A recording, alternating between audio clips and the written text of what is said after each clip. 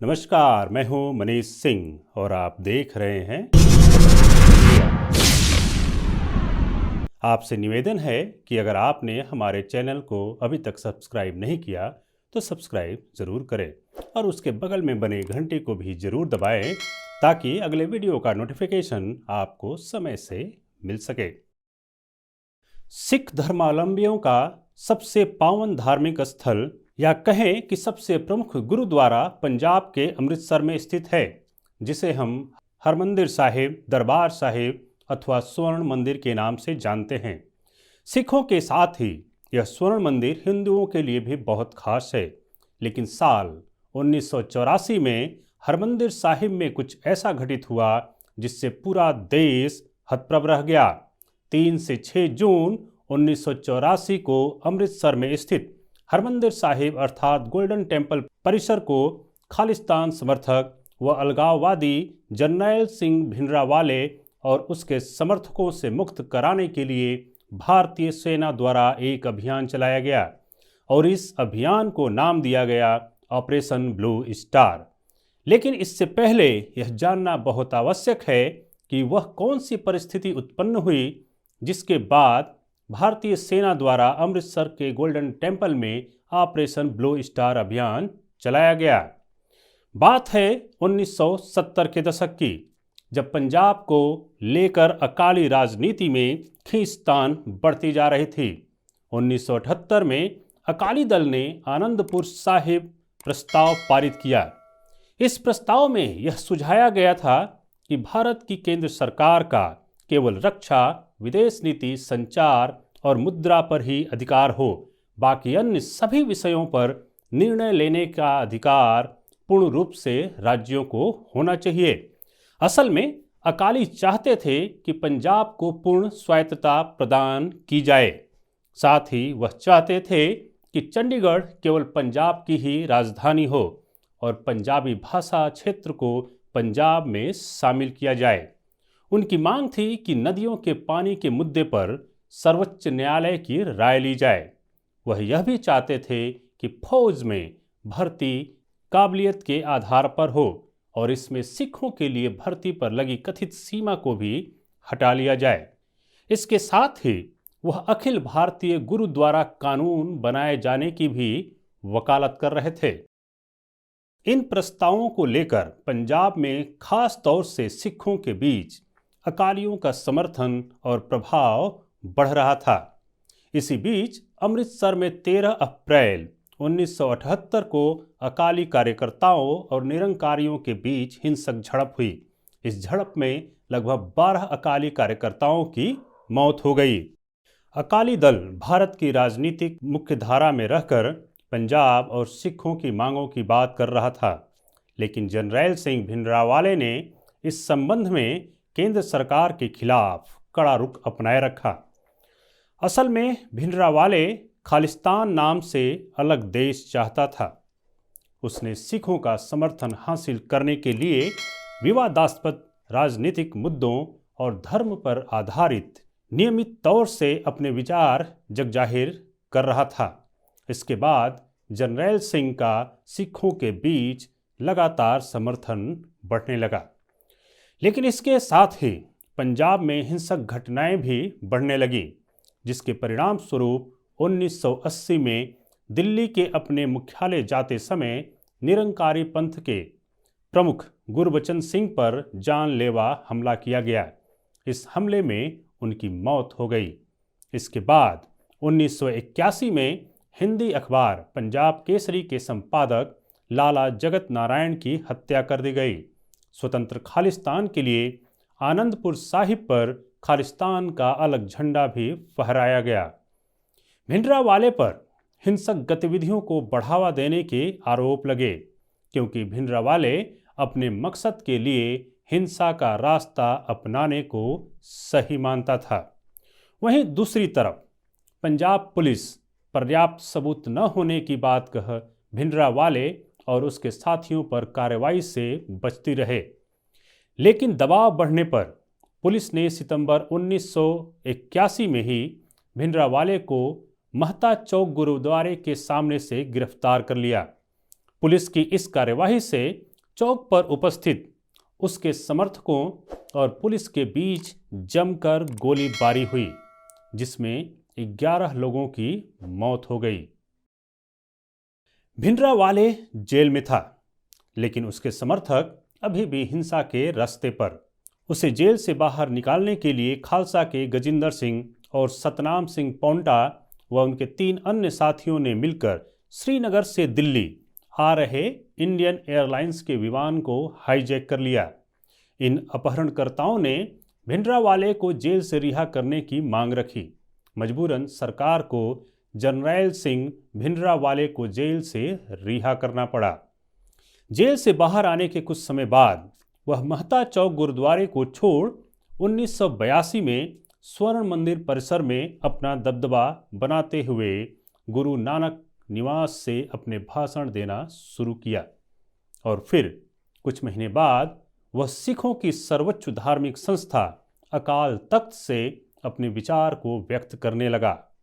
भिंडरावाले के विचार अब शुद्ध रूप से अलगाववादियों वाले थे, जो उसके भाषणों में दिखाई देने लगा था। वह अब खालिस्तान की मांग कर रहा था। इसका मतलब वह खालिस्तान के नाम से अलग देश की मांग कर रहा था। उसके इन विचारों से सिखों के बीच उसका प्रभाव और भी तेजी से बढ़ने लगा। इसको देखते हुए अकालियों ने अपने मोर्चे का भिंडरावाले के मोर्चे में विलय कर लिया।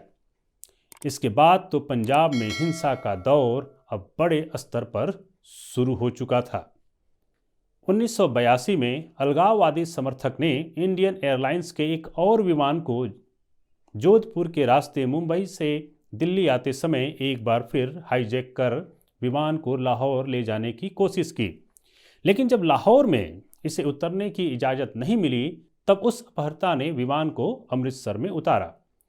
लेकिन अमृतसर हवाई अड्डे पर सिख अपहर्ता मुसीबत सिंह की कमांडो कार्रवाई में मौत हो गई। इसके बाद इन अलगाववादियों द्वारा हिंसक घटनाएं और बढ़ी। पटियाला के पुलिस उप महानिरीक्षक के दफ्तर में बम विस्फोट किया गया। पंजाब के तत्कालीन मुख्यमंत्री दरबारा सिंह पर भी हमला किया गया। अप्रैल 1983 में पंजाब पुलिस के डीआईजी अवतार सिंह अटवाल की अमृतसर में स्वर्ण मंदिर के ठीक सामने हत्या कर दी गई।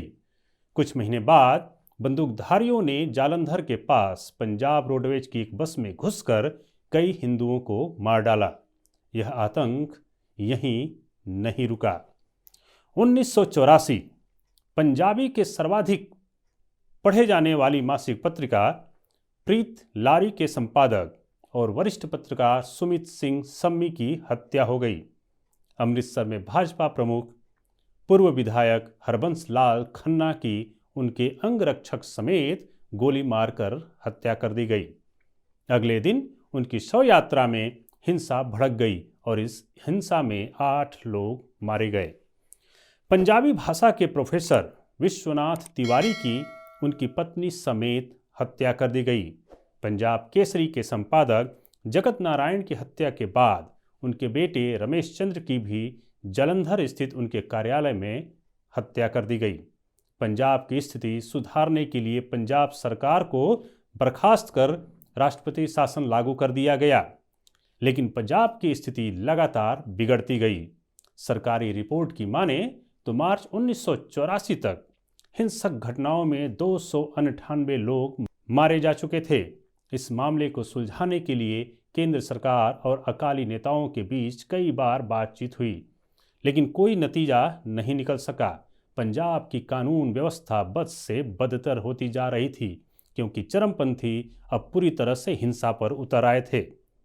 तब 11 मई 1984 इंदिरा गांधी ने नरसिंह राव के नेतृत्व में अकाली दल के सामने समझौते का एक अंतिम प्रस्ताव रखा, लेकिन भिंडरावाले ने इस प्रस्ताव को भी ठुकरा दिया। अंततः जब शांति का कोई रास्ता न बचा, तब इंदिरा गांधी ने कड़ा निर्णय लेने का फैसला किया और इस समस्या के खात्मे के लिए सेना को ऑपरेशन ब्लू स्टार करने का आदेश दिया।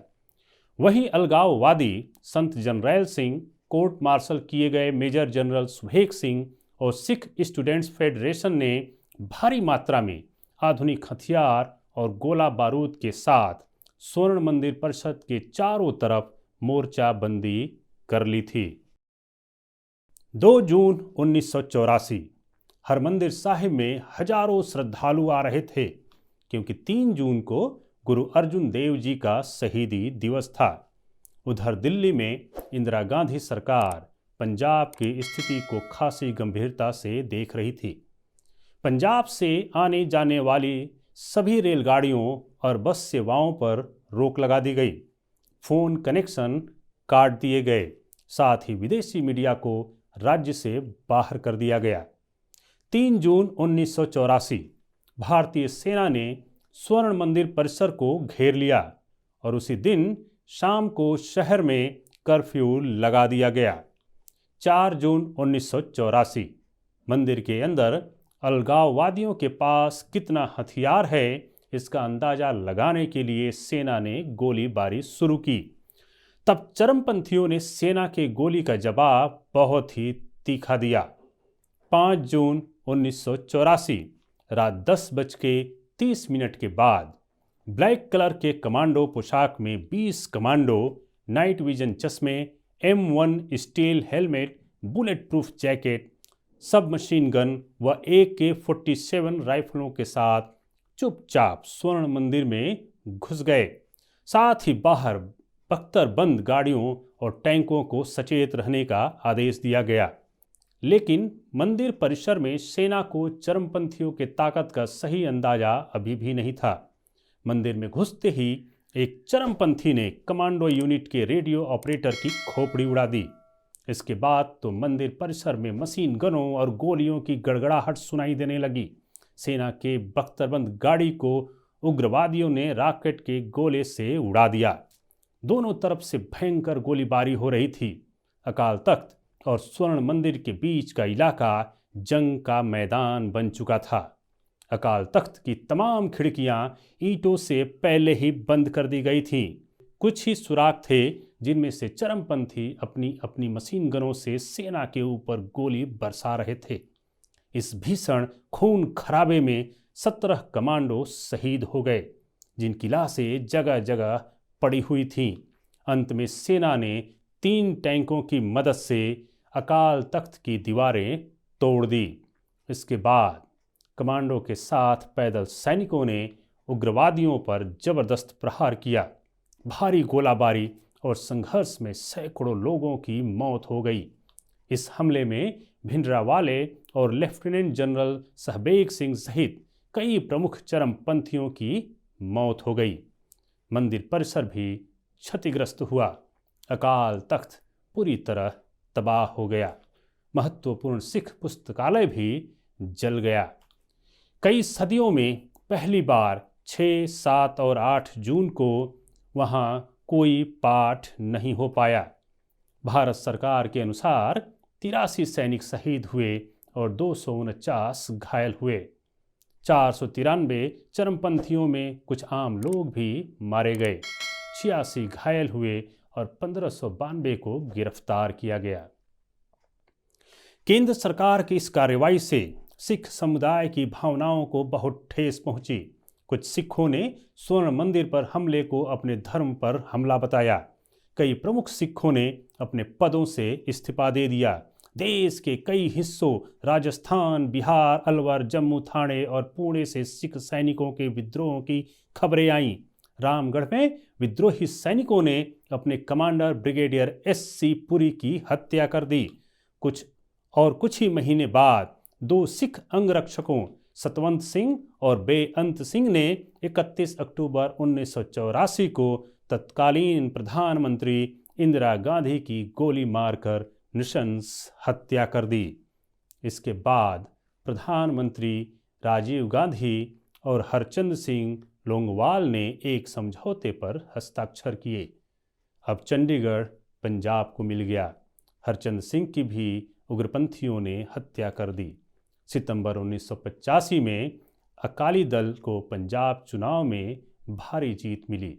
सुरजीत सिंह बरनाला राज्य के नए मुख्यमंत्री बने। खालिस्तानियों के खिलाफ ऑपरेशन ब्लू स्टार से पहले और इस ऑपरेशन के बाद भी देश को बहुत बड़ी कीमत चुकानी पड़ी। आज के क्राइम स्टोरी में बस इतना ही।